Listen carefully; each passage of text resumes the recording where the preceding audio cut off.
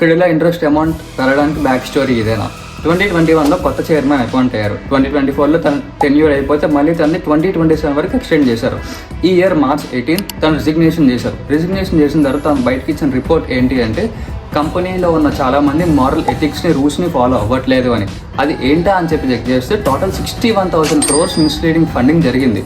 దాని తర్వాత ఇంకా డీప్గా ఇన్వెస్టిగేషన్ చేసి మొత్తం కంపెనీలో ఉన్న చాలామంది ఎంప్లాయీస్ని ఎగ్జిక్యూటివ్స్ని మంచి పొజిషన్ ఎగ్జిక్యూటివ్స్ని ఫైర్ చేసిన తర్వాత టోటల్ అమౌంట్ క్యాలిక్యులేట్ చేసి 91,000 crores మార్కెట్ క్యాపిటల్ లాస్ అయ్యారు క్రెడిలా వాళ్ళు.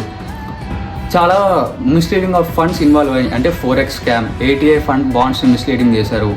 ఇంకా బార్డర్ కరెన్సీ క్రాస్ వెరిఫికేషన్ జరిగింది చాలా వాటికి. ఇంకా పబ్లిక్ ఇన్స్టిట్యూషన్స్ ఇన్వాల్వ్ అయి ఉన్నాయి దీంట్లో, public lenders, public business people involve అయి ఉన్నారు దీంట్లో. ఇంకా ఇంటర్నల్గా ఉన్న బ్యాంక్ ఎంప్లాయీస్ కూడా చాలామంది దీంట్లో లింక్ అయి ఉన్నారు. అసలు ఇదేనా మన ఇంట్రెస్ట్ రేట్ పెరగడానికి కారణం? అసలు ఈ బ్యాంకింగ్ సిస్టమ్ ఎలా రన్ అవుద్ది?